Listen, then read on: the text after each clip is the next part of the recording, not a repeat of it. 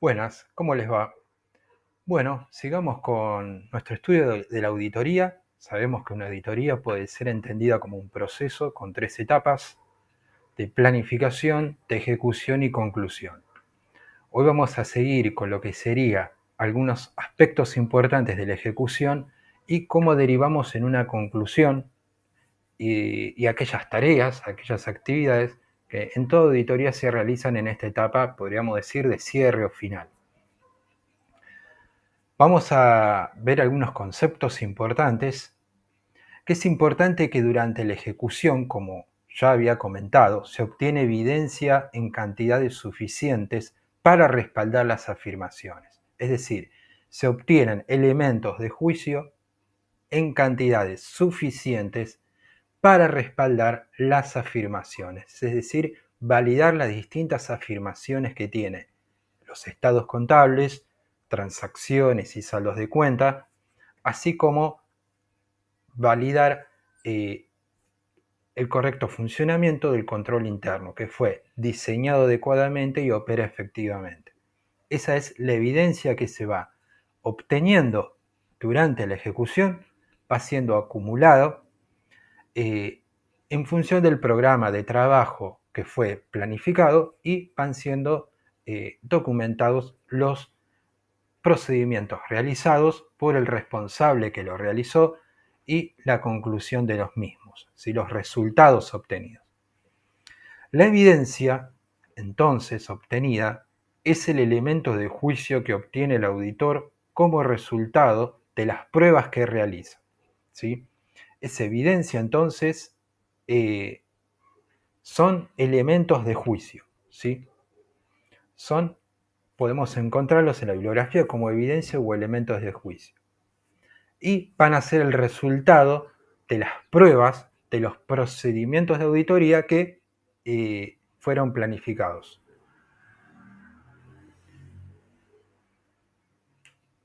En la planificación, entonces, se seleccionaron procedimientos de auditoría e incluye el tipo de evidencia a obtener.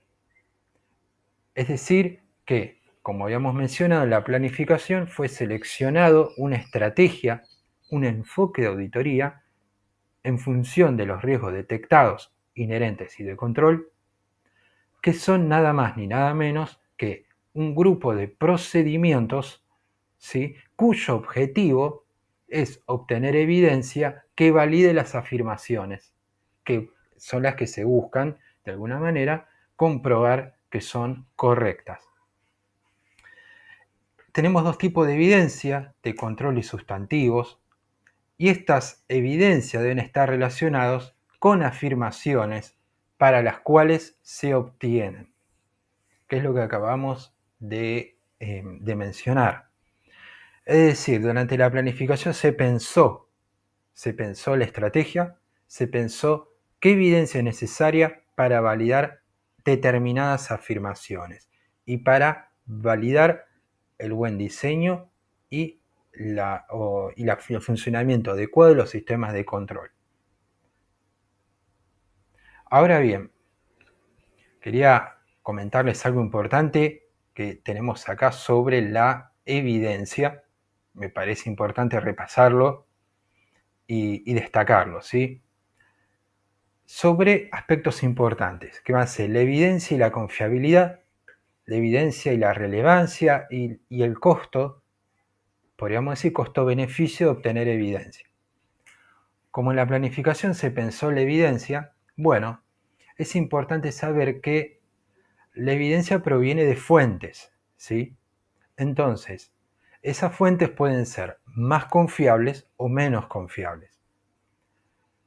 La confiabilidad de la información a ser utilizada como evidencia se ve influenciada por su fuente de origen, ¿sí? También por su naturaleza y las circunstancias bajo las cuales es obtenida.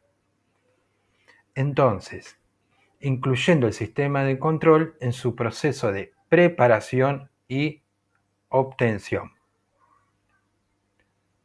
Ahora bien, es decir, que el auditor planifica esa obtención de evidencia y va a recurrir a través de los procedimientos a distintas fuentes de información.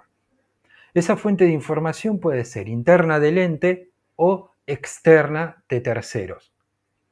Generalmente, si la fuente es externa, será de mayor grado de confiabilidad que la evidencia obtenida, por ejemplo, por algún escrito, por algún manual de, por algún escrito, por alguna evidencia de fuente interna del ente, ¿sí? Es decir, el grado de confiabilidad de algún registro de movimientos bancarios que tenga el ente va a tener más peso, más confiabilidad la evidencia de una confirmación de un banco sobre que informe qué tipo de cuántas cuentas bancarias tiene el ente, qué tipo de depósitos a plazo posee, qué tipo de inversiones tiene, qué tipo de deudas tiene, cuál es la situación, si hay saldos deudores, qué pagos ya fueron realizados, así como movimientos de las cuentas bancarias, etc. Es decir, depende de la fuente. Si la fuente es externa, tendrá mayor grado de confiabilidad que tal vez un registro interno. Obviamente, siempre teniendo en cuenta de que se debe analizar estas informaciones obtenidas corroborándolo con distintas fuentes. No podemos confiar solamente en una única fuente, sino que se deberían combinar, podríamos decir, los distintos procedimientos. También la fuente de origen no es lo mismo contar con documentos originales que con fotocopias, por ejemplo.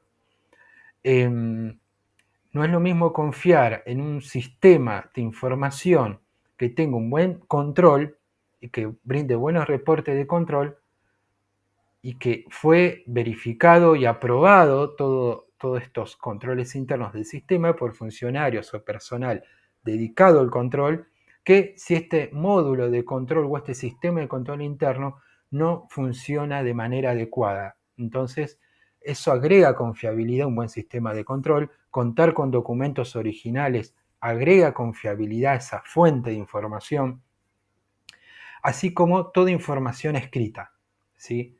Tiene mayor confiabilidad que, por ejemplo, que las respuestas a las indagaciones o preguntas que pueda hacer el auditor a personal del ente.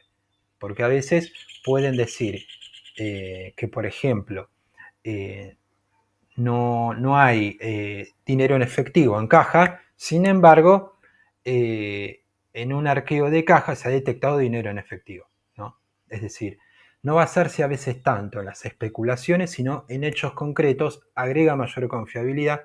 Si estos son escritos, son más confiables que los verbales, y también la propia respuesta a los procedimientos, como por ejemplo puede ser una confirmación de tercero, si la respuesta la recibe directamente el auditor, tendrá mayor confiabilidad que si la recibe el ente. Es decir, repasando, la fuente de origen puede verse a si es externa, brindada por terceros como bancos, como instituciones financieras, puede ser más confiable. La información escrita es más confiable que la verbal.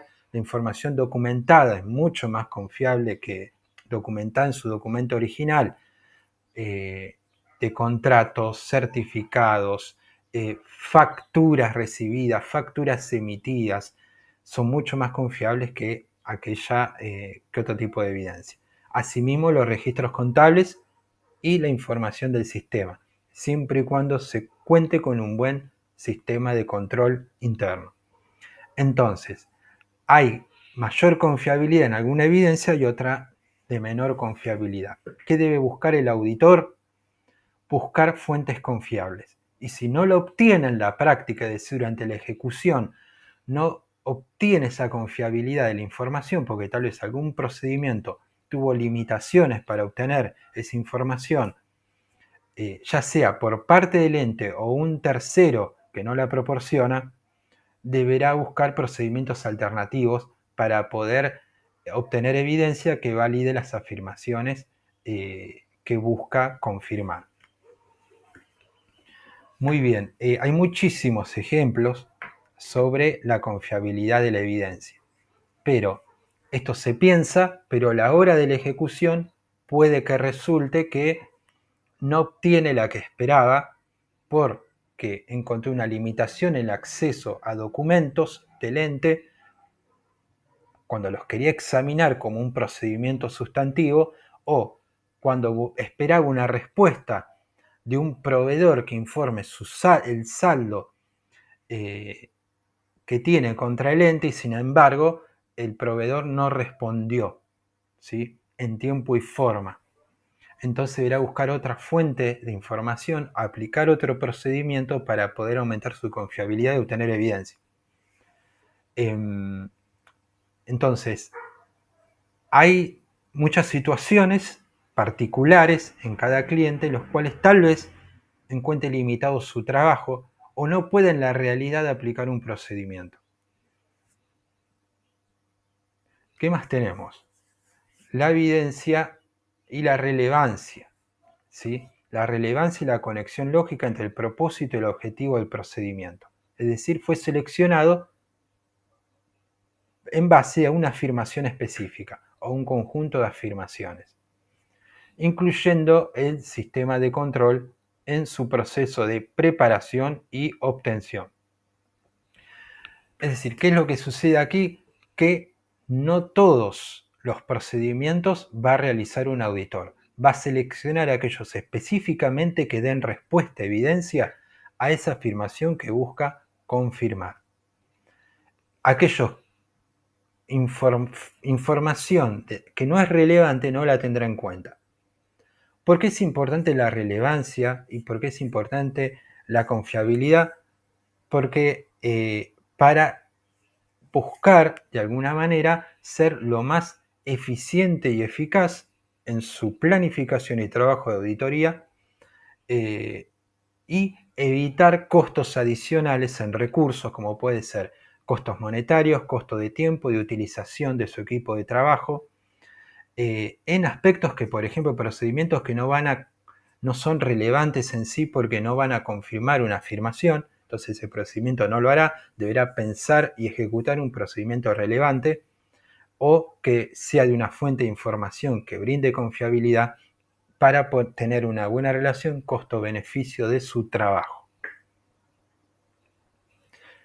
Ahora bien, podemos avanzar entonces. Una vez completados los procedimientos de auditoría, se debe evaluar si la evidencia de auditoría satisface las expectativas de la planificación, ¿sí? Es decir, ya se ejecutó todo, ¿sí? Ya todos los procedimientos fueron realizados. ¿Qué hace en una conclusión? Debe evaluar si esa evidencia obtenida se ha cumplido con la expectativa al momento de planificar. ¿Cuál es la expectativa? Que brinde evidencia sobre las afirmaciones. Digamos, que no queden afirmaciones sueltas, podríamos decir, o que no tengan sueltas en el sentido de que se queden sin evidencia, ¿sí?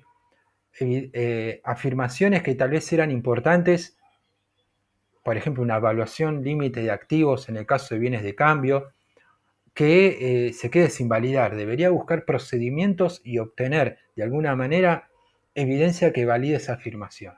O en su caso, tal vez no pudo obtener la evidencia. Pero esos son casos que vamos a ir viendo más adelante. Pero debe buscar satisfacer esa expectativa. En esta etapa de conclusión, se reúnen las conclusiones individuales de cada componente para obtener una conclusión por componente en función del programa de trabajo. Recuerden el concepto de componente. Ventas, cuentas a cobrar, compras, cuentas a pagar, bienes de uso y sus amortizaciones, etc. Componentes, ¿sí? Hay una auditoría, mini auditoría, podríamos decir, por componente, donde tiene sus propios procedimientos, con su propia evidencia y su propia conclusión. La suma de esas conclusiones será la base para preparar la opinión final que el auditor, quedó cortado, incluirá en su informe. La suma de todas las conclusiones será la base para preparar la opinión final. Es importante esto porque estamos viendo que, de alguna manera, durante la etapa de ejecución fue obteniendo evidencia de las afirmaciones, pero haciendo un análisis segmentado por componente de los estados contables. Recuerden eso. Por eso lo van a ver en los autores y se los aclaro para que tengan más en limpio lo que pueden leer en los libros. Es importante entonces comprender que una cosa es lo que se pensó, cuando se hace, se evalúa constantemente, el auditor está evaluando los resultados que obtiene, evaluando si el procedimiento brinda la evidencia que buscaba. Y en esta etapa final lo que va haciendo es agrupar las conclusiones para formar un juicio, formar una que lo conduzca a una opinión. Vamos a seguir con la siguiente presentación. Luego de cumplidos los pasos que hemos mencionado, estos pasos principales, el auditor está en condiciones de emitir su informe de auditoría. Luego de hacer ¿qué? Agrupar, acumular evidencias, ¿sí?, de auditoría, elementos de juicio válidos y en cantidades suficientes respecto a las afirmaciones y al control interno en su caso, ¿sí? Analizado esas conclusiones, este auditor tiene la pericia para poder evaluar y comprender los resultados que ha obtenido, estará en condiciones de emitir su informe. El informe debe ser escrito en forma clara y fundamentando con base a las evidencias apropiadas y suficientes reunidas. Hay otras conclusiones, otras tareas que el auditor va a hacer además de esto. Entre esas tareas, estos trabajos finales del auditor, los voy a mencionar, son tareas adicionales, ¿sí? Tareas adicionales que el auditor debe realizar. Revisión de hechos posteriores, ¿sí? El auditor deberá revisar aquellos hechos posteriores ocurridos de la fecha de cierre del ejercicio hasta la fecha del informe de auditoría. Hay un periodo de tiempo donde, como sabemos, el ente tiene un proceso de detectar hechos posteriores y, en su caso, realizar los ajustes pertinentes del estado contable cerrado. Eso es la tarea del ente, responsabilidad del ente. Pero es responsabilidad del auditor revisar si esos hechos fueron detectados por el ente y fueron, en su caso, contabilizados. De no ser así, deberá proponer algún tipo de ajuste. Obtención de representaciones escritas del órgano de administración o dirección, que es una especie de carta de gerencia o representación escrita, que es una especie de declaración de qué aspecto se hace responsable el ente respecto a una auditoría. Aspectos principales sobre los estados contables, sobre proporcionar toda la información al auditor, etc. También incluye un examen final de los estados contables, es decir, acá sí tenemos los estados básicos que nosotros conocemos y son analizados en conjunto para que no haya contradicciones ni en sus componentes ni en sus cifras y tenga un sentido, obviamente, en función de cómo deberían estar expuestos esos estados contables. Consideración en el informe de incorrecciones no enmendadas y comunicación de las incorrecciones al órgano de gobierno. Y acá quiero aclarar algunos aspectos que por ahí que van a ayudarlos a entender cuando lean. Sabemos que el auditor busca evidencia sobre la validez de afirmaciones contenidas en los estados contables o financieros, ¿sí? Puede que al obtener esa evidencia encuentre excepciones, ¿sí? Así las denomina SLOCE, como excepciones a la validación de esas afirmaciones. Excepciones las denomina aquellas incorrecciones, es decir, errores o omisiones detectados. Puede ser que el auditor encuentre realmente evidencia que respalde la afirmación, que la afirmación esté correcta en función del marco de la norma contable aplicable, pero también puede ocurrir la excepción, es decir, que encuentre errores, que encuentre desvíos, que encuentre emisiones. Otros autores como, por ejemplo, la Tuca sí habla directamente de incorrecciones. Es como que la evidencia tiene dos caras. Puede darnos, confirmar las afirmaciones, validarlas o mostrarnos de alguna manera que hay un desvío. Ahora bien, también es resultado del trabajo de ejecución. Es importante saber que lo primero que va a hacer es determinar todo aquello error y omisión que sea significativo siempre, se va a tratar de una incorrección o excepción a esa evidencia. Deberá analizarle el auditor y el impacto que va a tener en los estados contables. Si va a tener efectos en esa partida en particular, en ese estado contable particular, o si tiene efectos en otras afirmaciones contenidas en otros estados contables. Es decir, va a tener efectos más locales, específicos o más generalizados y que de alguna manera afectan al conjunto de los estados contables. ¿Qué realizará el auditor? Informará al ente esas incorrecciones. ¿Para qué? Para que el ente tenga en consideración lo que el auditor ha detectado. Y el auditor va a proponer, en su caso, un asiento de ajuste, un asiento contable, y si corresponde información complementaria en nota o anexo, en un cuadro anexo.